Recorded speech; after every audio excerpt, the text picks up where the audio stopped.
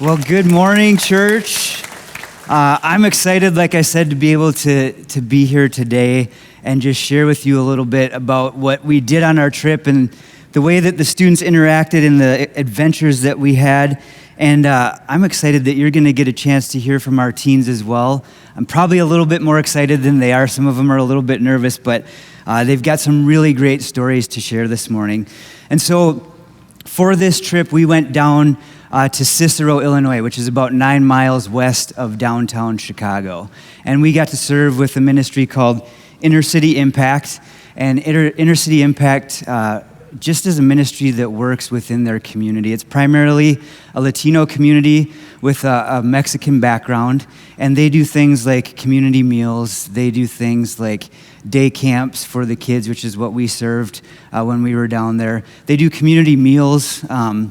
They do like camping trips for the kids, and they just want to love the people of their community with the gospel, with the love of Christ, and they want to get them introduced to Jesus so that they can meet, know, and follow Him, and get them plugged into a local church to serve Him. And so we spent a week down there from June 7th through the 14th.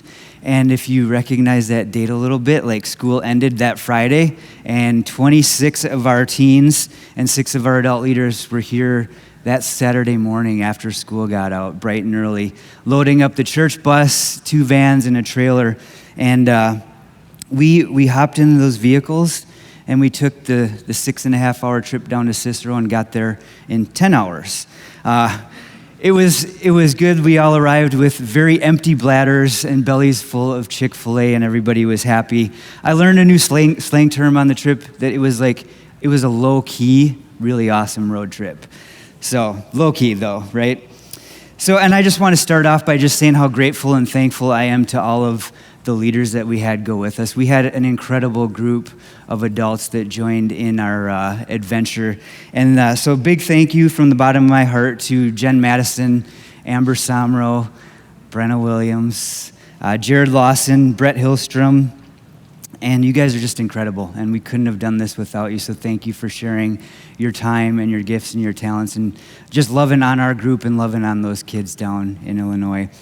So we got down there that Saturday. We had some unpacking to do and kind of get familiar with the terrain that we were in the facility that ICI had.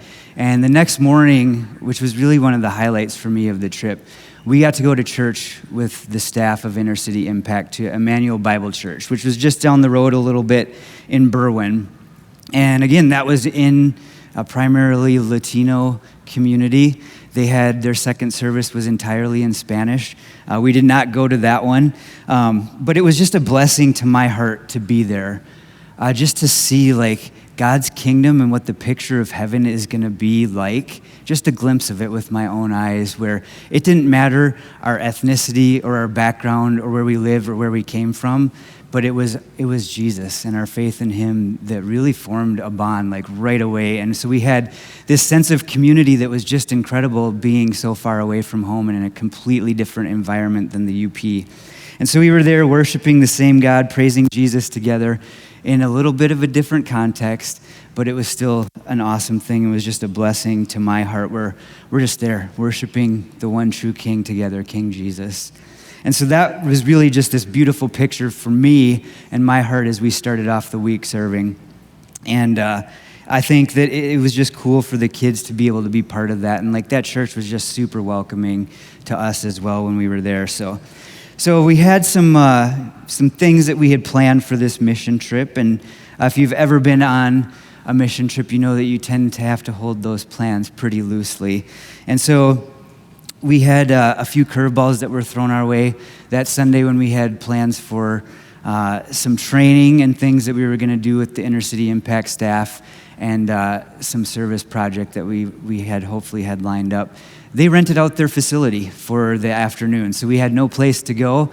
So we took a little impromptu driving tour of downtown Chicago, and then we did our training and got up to speed that evening. But, you know, it was great. So you have these things on paper, you have these plans down, and that's what we came with, was an open hand and a plan. But we were open to God moving and working however He saw fit. So we didn't come down with superpowers. We came down with what we had to offer, and that was willing hearts able bodies, some youthful energy in the mix, and, for some of us, a little bit of uncertainty, a little bit of fear. And we also had a big cooler full of frozen pasties like any good Youper group is going to travel with, right?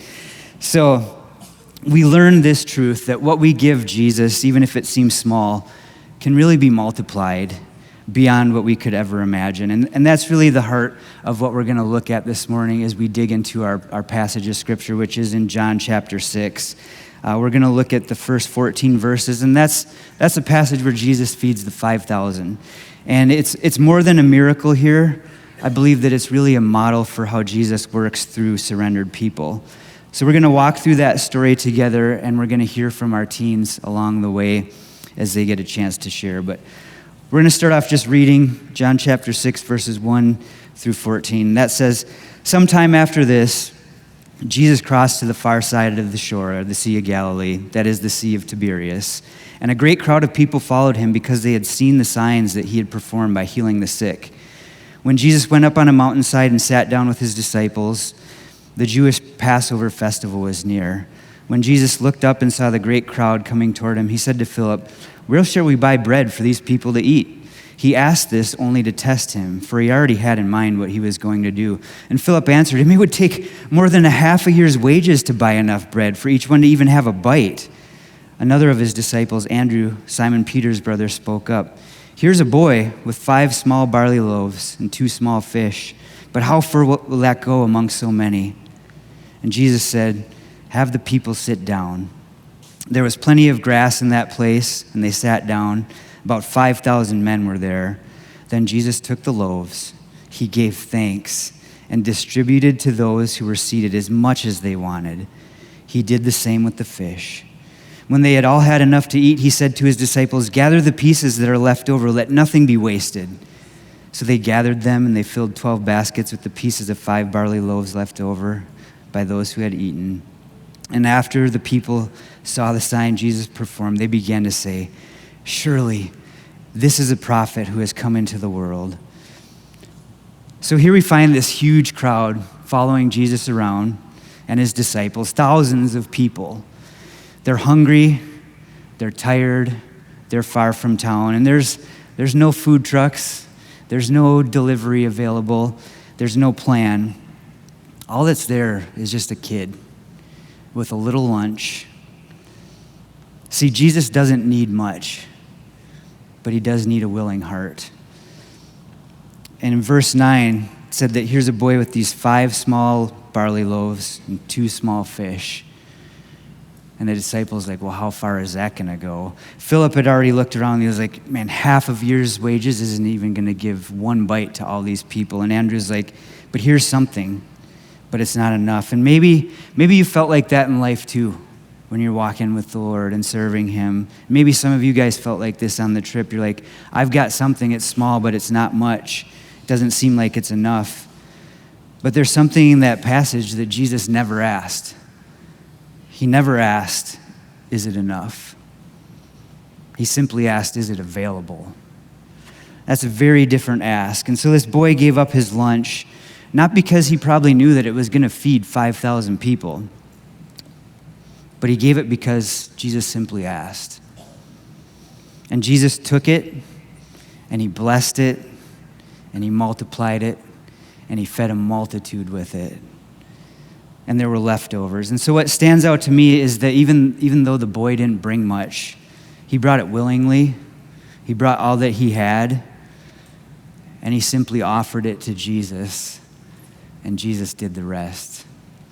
And so this story kind of reminds me of another unlikely offering. I think of David, who's likely a teenager, maybe the same age as some of our kids that we had on our trip, and he's facing a giant.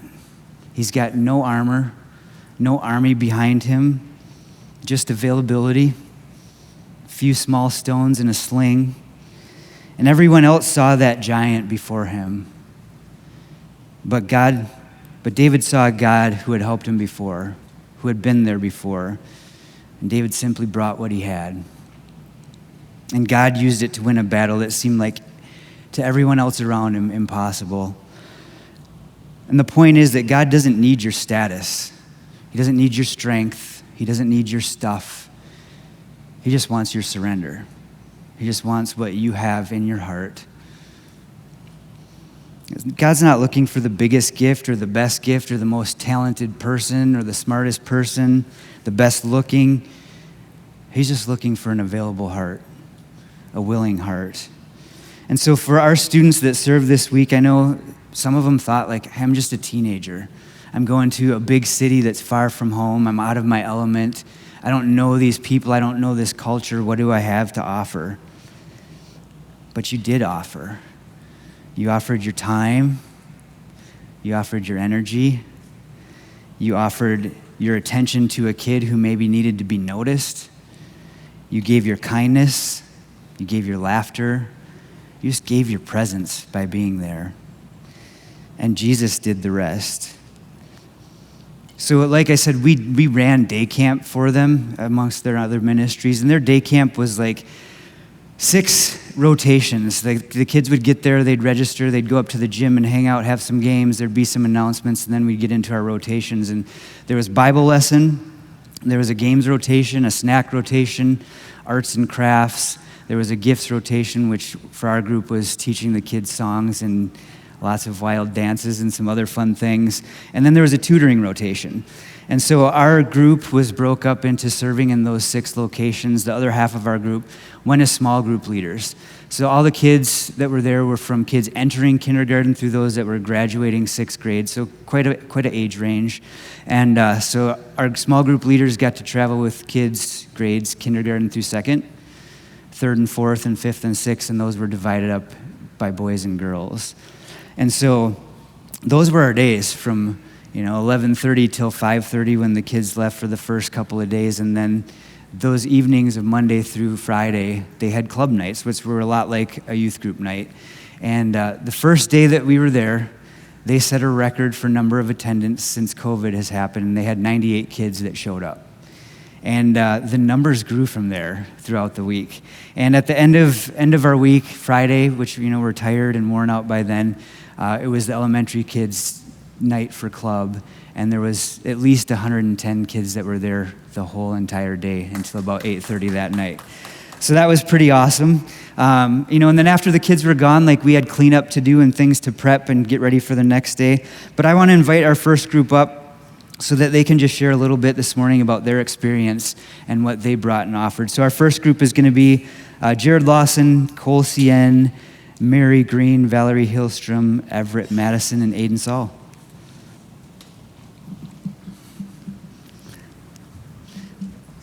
It's on. It's good to go.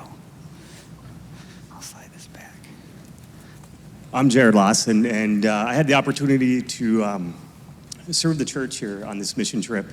Really in an area that is more of my skill set, is an elementary gym teacher. So I think sometimes God has a funny way of making sure he's going to put you in the right place. But the one thing that I was really impressed with throughout this week with these kids was the way God was working through them, their composure, their passion with these kids.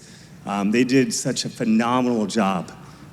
It was so impressive to see this group of kids do the work that they did. So I was very thankful to have that opportunity to go with them and then also serve alongside my daughter. Hi, I'm Cole, and the way I saw God work through me was that with the little kids, the kindergartners, 2nd graders, I was just able to build relationships with them, and when they see me, they would smile and want to play. And then when I was with the 5th and 6th graders, at first I was scared that they weren't going to listen, but I ended up building relationships with them, and yeah. Hi, my name is Aiden Saul. One way I seen God work through me was just a lot of the kids' attitudes changed from the start to the beginning, and they got a lot happier, and it was just really cool to see that. And I really enjoyed being able to help them out and just help them have a good time and just watch their attitudes improve. Hi, my name is Everett. The way I saw God work during this trip is how he brought new kids every single day to the camps to hear and learn about his word, and gave patience and skills to the leaders to connect and hang out with the new kids. Hey, I'm Mary Green, and not only did I see so many people in our group make connections with those little kids. But I also had some very great growth in my personal faith, just having to rely on God to get me through each day and have the strength to continue. Hi, I'm Valerie, and God helped me connect with the kids. Like on the first day, I was kind of looking forward to going home, but on the last day, it was sad to go home. Awesome. Thank you, guys. Yeah, it's probably an understatement of how well these guys just connected with those kids and loved on them. So like I said, some nerves at the beginning of the trip, but by the end of it, there were tears to leave. And it was because of just the connections that those kids had and the love that they poured out. In John 6, verse 11, Jesus then took the loaves and gave thanks and distributed those to those who were seated as much as they wanted. And he did the same with the fish. And I just want to pause right there because Jesus took the loaves. He gave thanks and then he passed those things out. And that sounds really familiar, doesn't it? It's a lot like the Last Supper and the rhythm that we see there on the night that before Jesus goes to the cross. He's with his disciples and he took the bread and he gave thanks and he broke it and he shared it to the disciples. And there's a connection there. And I think that connection is that Jesus doesn't use the ordinary, he transforms it. He takes those simple things that we hold in our hands, and when we surrender those things, they become sacred in his hands. You know, the youth, if you guys think back to that week at Inner City Impact, like, you might have helped a kid tie their shoe. You might have sat with one of those kids that felt left out and needed a friend. You might have sang Every Move I Make over 100 times and did the silly motions to that song, or maybe you picked up somebody else's trash when no one was watching, but those things probably didn't feel like a God moment, but it was, because it was in the hands of Jesus. Those small things became sacred things as you gave those to him. And this idea runs all throughout Scripture. Mark 9:37 says, "Whoever welcomes one of these little children in my name welcomes me." And that's not just childcare or babysitting, that's Christ-honoring service. Or Matthew 10:42, "If anyone gives a cold cup of water, truly I tell you that person certainly will not lose their reward." Simple cup of water can echo into eternity in ways that we could never know or imagine how God's going to use that. Or Luke 21, 1-4, where Jesus praises a poor widow who gave all that she had, just 2 tiny coins. Well, why does he praise her? Because what the world sees is just this small gift. He sees as a sacrifice of giving all that she has. He sees it as faith. And Jesus honors what the world ignores. And so what does that mean for us? You know, it means that the things that we do, our hidden works, they actually matter.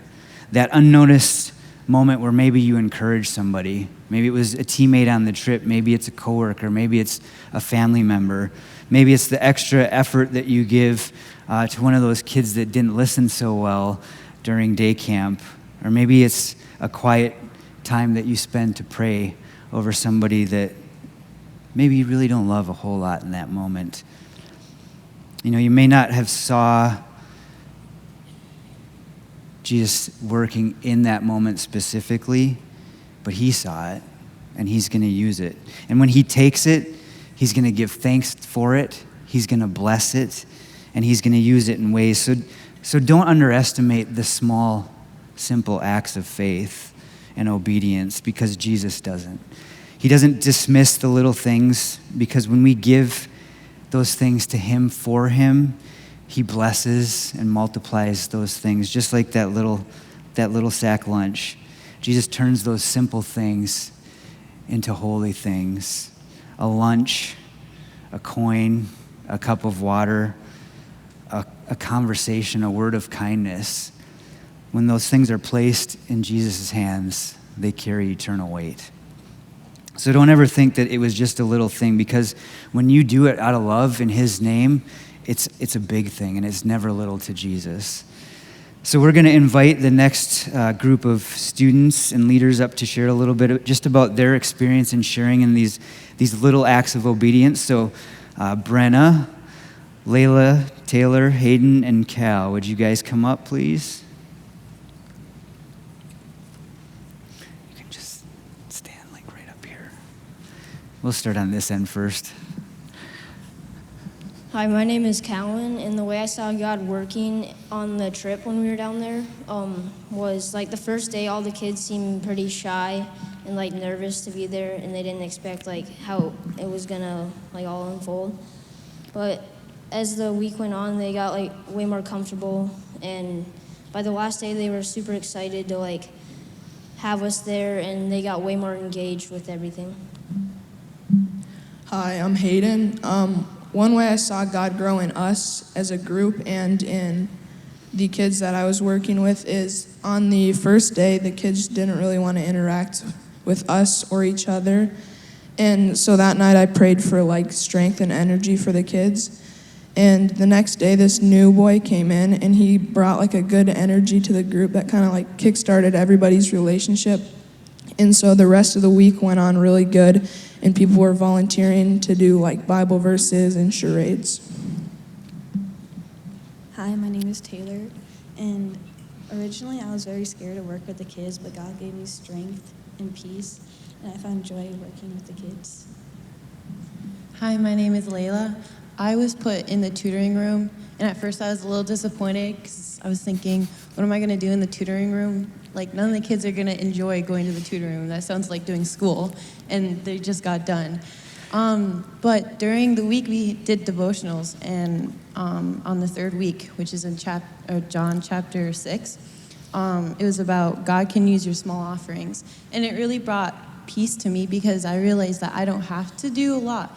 Like, I don't have to be great at everything. I don't have to have the perfect plan.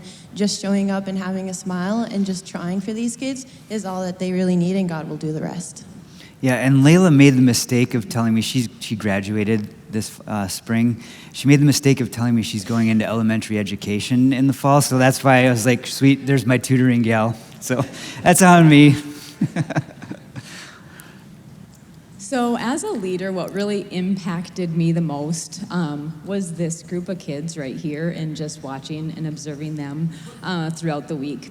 How they interacted not only with the kids at ICI, they were absolutely amazing working with them, but also watching them interact with each other and how they supported each other, encouraged each other, loved each other. I mean, that had a real big impact on me, just watching you guys. And the relationships that are formed on trips like this, these are relationships that God uses on your faith journey for a lifetime. Like, now you know you have 25 other people that have your back no matter what, and that's a super cool thing to experience. But also, I observed as the week started out, like we've mentioned, there were nerves, hesitations, uncertainties of what to expect or the role that you're stepping into. Can I do this? Do I have enough to offer? And I think we all experienced that a little bit.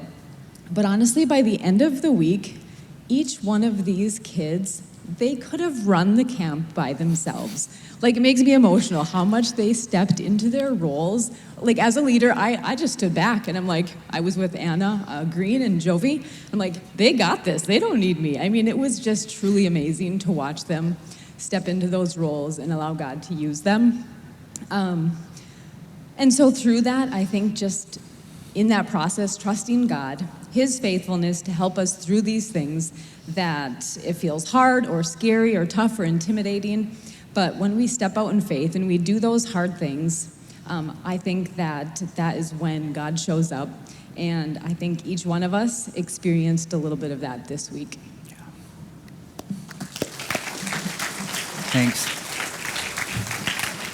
And I gotta say, like, we did get in trouble a little bit.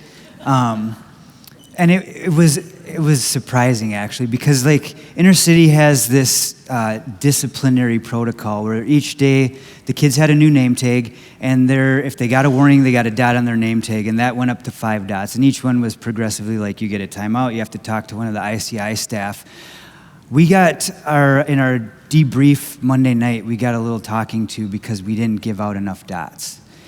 And it wasn't because we were being overly generous or kind. Like, the kids' behavior was pretty incredible. And I say that as a testament to the way that God worked in our group, the way that our students engaged with those kids and connected with them. Sure, we had some squirrely little kindergartners, but squirrely little kindergartners are going to be squirrely little kindergartners no matter what. So I just thought that was so cool, like that our kids engaged and loved on those kids so much that one, like a hovering parent, they didn't have space or a place to really get into much trouble and mischief, but it was because our kids were just loving on them so well. So I thought that was awesome. It's this idea of like when what we offer in faith, God multiplied it. And they offered themselves, they offered their time, and God multiplied that in the way that they were able to connect with those kids. So we continue on in John chapter 6, verses 12 and 13, that says, when they had all had enough to eat, he said to his disciples, gather the pieces that are left over, let nothing be wasted. And I want us just to focus in on that for a moment because I think it's pretty amazing. Like every single person there, the 5,000 men plus all the women and the children that were there, everyone, they ate. It wasn't just a snack. It wasn't just like Costco Saturday morning samples. No, they ate, they were full, they were satisfied. And somehow after that, there were still 12 baskets of food left over. And I'm not the best at math and algebra, but I'm going to say that that's divine math right there, that God did something cool. He started with just one lunch, and then it ended with more than what they had even started with. And that's what happens when Jesus gets involved in our lives and with things like this. That's exactly what we saw play out in our week with ICI. We didn't bring massive resources. We didn't bring perfect programming, but we brought what we had. A cooler full of pasties, some totes full of air mattresses, a few songs, some games, a couple of crates full of craft supplies. But we brought laughter, we brought our presence, we brought patience, even though sometimes that felt like it was running on empty. But somehow God took all these things and he used all these things and he made it so much more. And so we saw, like these guys have shared, like smiles on kids' faces who first showed up and were scared to be there, or they were just used to having groups just come through and leave. Or there were walls that came down between those relationships that we built with the kids where some kids wouldn't speak on day one, but then day 2, day 3, day 4, they're excited and running in and giving our group hugs and excited to be there. There were barriers that came down between our group, relationships and bonds that got formed more cohesively, more strongly. There were kids all over the place, dancing and laughing and running around and giving high fives and knuckles and hugs. And so it wasn't just about what we did, it was about what God did through what we offered. And so this miracle that we're reading about isn't just about bread and fish. In fact, right after it, Jesus tells us that it does have a deeper meaning. If you keep reading through that passage in verse 35, Jesus goes on to say that I am the bread of life. And he's not just the provider of the bread, he himself is the provision. And I think that's key because when we offer what we have, whether it's out of our strength, whether it's out of our courage, or it's out of our weakness, our fears, maybe it's just obedience, maybe it's just love, maybe it's just out of our faith, like Jesus takes those things and he multiplies it. He works in it for good.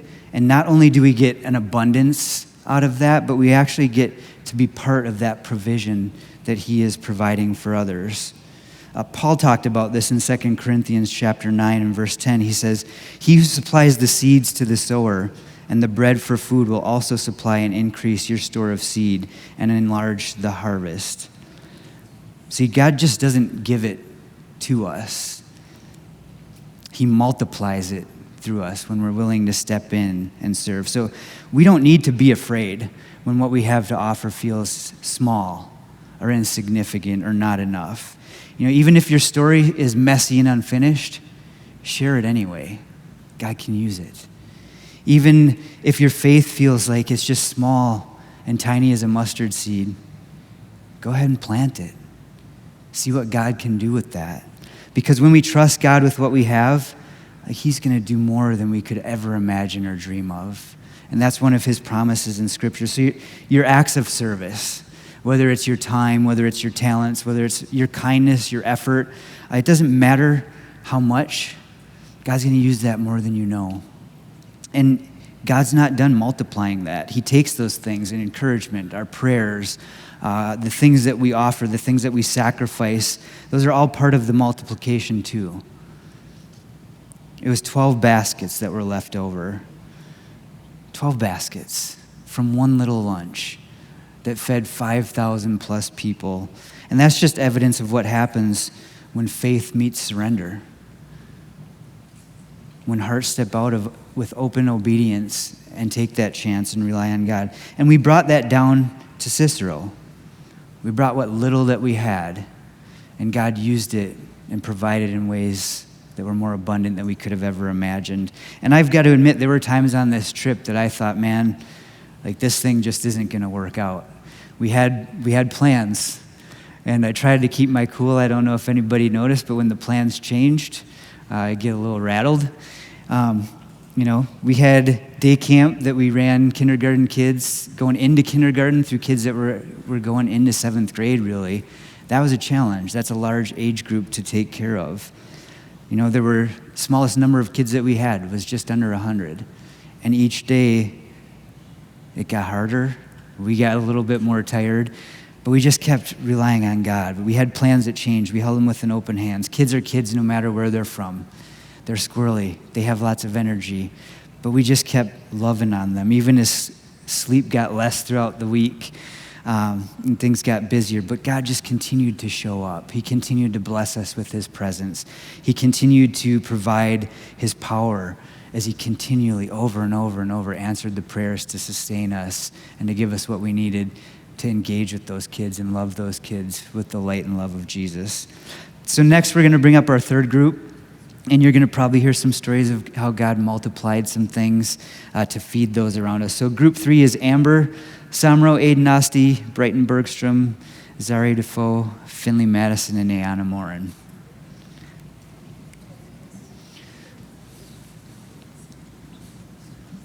Who wants to go first? You step right up. You got a cool shirt, so you can go first. Hi, I'm Finley, and I was in the snack thingy. And the first day, it was hard. And the second day, there was 30 kids in one class. And I was like, this is not going to be good. So when we went into that class, I thought that God fed 5,000 people with like a couple fish and some loaves of bread. So I thought it would be easy to feed 30 with some Chick-fil-A nuggets. Hi, my name's Aiden, and I also helped Finley in the snack with Miss Amber and Brighton. And I really saw God move on us with our patience with one another and to forgive each other when we're trying to play with the kids and have fun with each other. Hi, my name is Brighton. I worked on snack with these two guys. Even snack was difficult. We had to, hand out water and the snacks. And then we had to go right after they were done, we had to go out and play games with them. But the thing that stuck out with me is how joyous the kids were. They were just running around playing games. Yeah.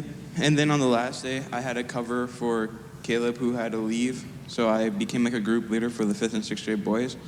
It was a change of pace from going to snack to like going around. I got to see how all the other things worked. And, I thought the little kids would be, more energetic, but these guys were like, I don't know, hooked on sugar or something from the suckers Tristan and Levi gave him during the Bible lesson or something. Yeah. I saw God work was just like giving me patience and like the connection I had with the kids. I was with the 5th and 6th grade girls, and at first I thought, oh no, they're older and probably filled with attitude and won't listen. They never ended up being bad or misbehaved, and all they needed was patience and love, and God gave me the ability to give them that and create bonds and have fun with them. Hey, so I'm Amber Samro. I don't even know what to pack into these 60 seconds we're given. It was a phenomenal week. It was my first mission trip ever, and I got to do it with my son, my brother, and my brother and I, we haven't hung out for a solid 15 years without our spouses. So it was really cool to connect with my brother on that level and then serve alongside my son and my niece. But it was also really cool. I was stuck in the kitchen, like I lived there from sunup to sundown. That was where my spot was, and so I got to observe these kids, and I just want to reiterate what the other leaders have said, all these kids looked like a deer stuck in the headlights the first day. I mean, we were all like, whoa, what's happening here? By the end, it was so cool to see how God just brought out their strengths and they walked in them. And also, I still hate talking in front of people. My knees are shaking. But yeah, I was a little disappointed that I wasn't going to be able to interact with all the little kids of the facility, but then I realized these people are my mission for the week. So I got to support our team, and in return, I have 20-something odd kids who have proved themselves backwards. And I'm going to miss them, not seeing them every day. It was really cool to see. And I never also had on my bingo card of life, driving a short bus through downtown Chicago. Never saw that coming. Yeah. Yeah, Ember deserves a Medal of Honor for that. Thank you. So I know our girls were a little bit, probably a little bit humble in what they shared, but like the connections that they made with the little girls that they were serving. Like I bounced between the tutoring room and spent a lot of time in the computer lab room. And like the little girl groups would come in and they'd be like, Mister, can you help me write I love teacher? Because they called us teacher, the ones that were leading. And I was thinking like, yeah, because they had like one of the games was like a little paint thing, and so they could draw stuff on their computer screen. And I was thinking like, yeah, I've got a little fan club here. Nope, they wanted to draw these pictures so that they could show them to their small group leaders. So that's just another, awesome testament to the way that our kids loved. So as we continue to look, Jesus didn't need this little boy's lunch. He didn't need our stuff that we brought with. But if you think about it, like Jesus could have just spoken a word and the food would have been there. Everybody's bellies would have been full. It would have appeared out of thin air. And at the same time, Jesus did these miracles. He turned water into wine. He calmed the storm. He raised people from the dead. But in this story, he doesn't do it alone. He chooses to involve someone else. A little kid with a little brown bag sack lunch of some loaves of bread and some fish. And my thought was like, why? Why didn't he just make it appear out of thin air? Why didn't he just change it like he did to the wine? And it was because Jesus isn't in the business of just performing miracles. Yes, he does that, but he's more so in the business of growing faith and drawing us closer to him. He invites us into those things, and it's not because he needs us, it's because he loves us. And that's still his invitation for you and me today. Like God can do the miraculous on his own, but he invites us in to be part of his story. He invites us in where he says, hey, bring me what you have. Say yes to me and step in. And even if it feels small, even if you feel unsure about that, because God's calling us to let him bless us so that he can reveal his power. And not just for our sake, but for those around us. And he uses that to teach us things as he works in us and through us. And you see that patterned all throughout Scripture. In Matthew 14:19, Jesus blesses the food, but who hands it out? He gives that to his disciples. He lets them be part of the distribution. He puts them in the moment. He uses them as part of that miracle. In Acts 3, Peter says to a man that's in need, silver and gold I do not have, but what I give you, but what I do have I give you. And so Peter doesn't offer what he wishes he has. He doesn't wish he had money. He offers his faith.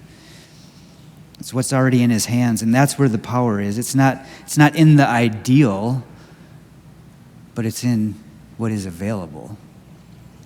And so what about us? What about you and me? What can you do already? What do you have already that God might want to use? Maybe it's your time. Maybe it's your story. Maybe it's just you have a heart for someone that's been overlooked. You have a heart for something that needs to be addressed. So I don't think we should start by asking, what could I possibly do? I think we need to start by asking, what do I already have that I can offer? Because every yes brings us one step closer to that faith-shaping moment. Every yes is a step in obedience. And every yes is a step walking closer with Jesus. So I'm going to call our final group up here to share and just to hear from them how their faith has been impacted and challenge them as they've grown. So Aaliyah Asti, Ben Carpenter, Levi Madison, Elijah Samro, Jovi Williams, and Tristan Wolf.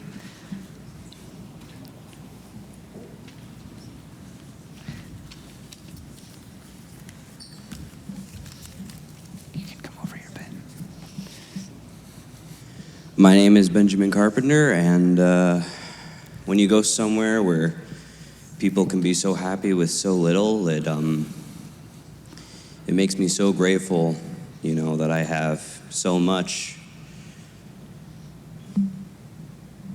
Hi, I'm Elijah Somro, and on this trip, I was with the K through second grade boys, and I was running low on patience with them because they were a lot hyper, and I just prayed to God for patience, and He gave me the patience and strength to finish off the week with them.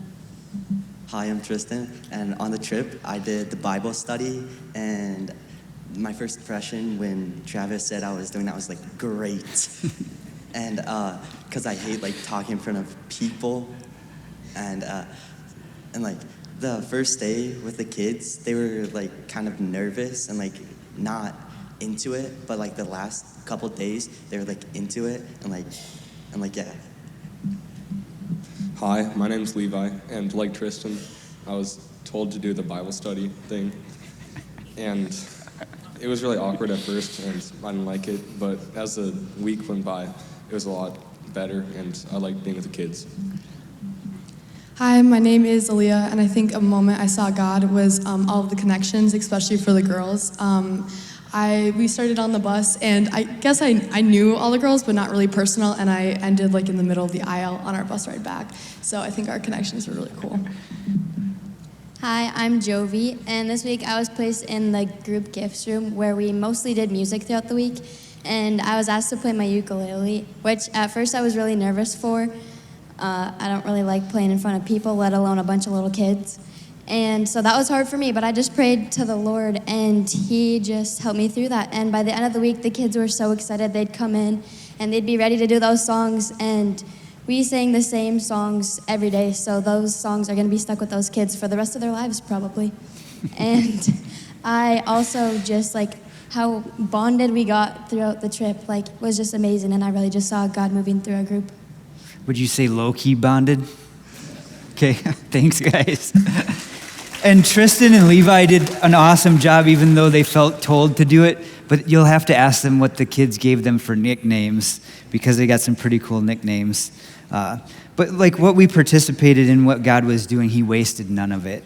And so verse 12 in that passage said, let nothing be wasted. And Jesus had performed this incredible miracle. Like thousands of people were fed. Hunger was satisfied and faith was ignited. But Jesus said something surprising at the end. He's like, gather the pieces that are left over and let nothing be wasted. I mean, the miracle was already done, so why would He say that, right? Like everybody's full, they're getting ready to go home. But Jesus wastes nothing, not the crumbs, not the moments afterwards. And He's certainly not going to waste your story. And that means that He doesn't waste the things that we offer Him either. He doesn't waste the service, whether that's on a mission trip or you're serving here at Evangel on a Sunday morning, or He doesn't waste the things that we serve at home with our families or at work or at school. He doesn't waste the challenges that we have, the prayers that we bring to Him. He sees them all. And when you take those steps of obedience and faith, He sees those and uses them well, even when we feel that they're unnoticed. It all matters and it all gets multiplied. And so our trip may be over. We're home. All the bags might be unpacked at this point, and life is starting to return back to normal, but our mission isn't ending. In fact, it's expanding, and it's just starting, and it moves into our everyday lives, wherever God's got you guys at, whether it's in the classroom. Maybe some of you have to take summer school, I hope not. Whether it's your summer jobs, whether it's at work, whether it's with your family, friend groups, like the grocery store. The story that you lived out this week on this trip isn't something to move on from. And I want you all to be encouraged that you can be motivated by this story. It's not something that we need to move on from, but it's something that we can build on. Scripture says a lot about this. Romans 8:28, in all things God works for the good of those who love Him. He's working through your story. Philippians 1:6, He who began a good work in you will carry it on to completion. He started something in you guys on this trip, and He's going to see it to fruition. Matthew 28:19, go and make disciples. And that's not just a suggestion for adults or pastors or Sunday school teachers. That's for all of us. And I love how Ephesians 3:20 puts it. Now to Him who is able to do immeasurably more than all we ask or imagine. God's not done yet. He's not done. He wants to use you, and he wants to use you right exactly where you're at. So how can we live this out? Students, like, when school happens again, start a prayer group. Have a little lunch table ministry in the cafeteria. Invite those kids that are on the outside in. I encourage you to serve. A lot of you guys do serve. You've got opportunities in the preschool and the nursery and kids' min. Serve each other, just like you did on this trip. You don't need a title. You just have to be available. You just have to be willing and bring it to Jesus. For us as adults, like, there's a wonderful group of students in this congregation that you could be a mentor to. Come alongside them, encourage them. When you see them doing something good, give them a pat on the back. You saw our slide for volunteers for nursery. There's lots of spaces and places to volunteer and serve here with your time, your talents, your wisdom. Maybe it's just opening up your home, being hospitable to either people in the church body here, people in your neighborhood, people in your community. You know, pray intentionally for people, specifically by name, and pray that big prayer like, God, use me. Give me the eyes to see and the ears to hear people like you do. Our world, our community, our families, they need faith. They need your faith. They need your voice. They need your encouragement. And I want us to close with this, just to think about what is in your hands right now. What do you have in your hands in this moment? It might not feel like much. Maybe it's just your time. Maybe it's just your story. Maybe it's just a listening ear. Maybe it's the way your heart's been encouraged and changed. And it might feel small. It might feel like it's just a lunch. But that's the thing. In your hands, it's just a lunch. But in Jesus' hands, it's a magnificent feast. So when we surrender to Jesus what we have, it doesn't fall short. He multiplies it in ways that we can't even comprehend or imagine. So let's be a church that lives open-handed, where no act of love is too small to matter, where no word of encouragement is too small to be overlooked, where every generation steps up, from our students to our parents to our seniors, where we just believe that God still does and can do immeasurably more than all we ask or imagine. And yeah, it was just a lunch that little boy had until he gave it to Jesus. So what will you give him today? Would you guys bow your heads with me as we close in prayer? Heavenly Father, we come before you, Lord, and we're just grateful to be able to take and think about what you can do and the ways that you moved in this trip and the seeds that you planted and the way that you're going to do more than we could even dream of or imagine in the lives of those kids that we might not ever get to see, God, but you know the end of the story. So I just pray that you would not let us leave the excitement of the mission behind, that we would live it daily, Lord. God, that you would just help us to be a people that live with open hands, just willing to bring you the small offerings that we have, and that you would multiply it, that we would trust that you would do that, and that it's got an impact more eternal than we can dream of or imagine. So God, use us, whether it's here in our homes or at school or in our friendships or our work, just because we're yours, God. So we give you this morning what we have, and we just pray that you would do with it abundantly more than we can dream of or even imagine. And we ask these things in your holy name. Amen.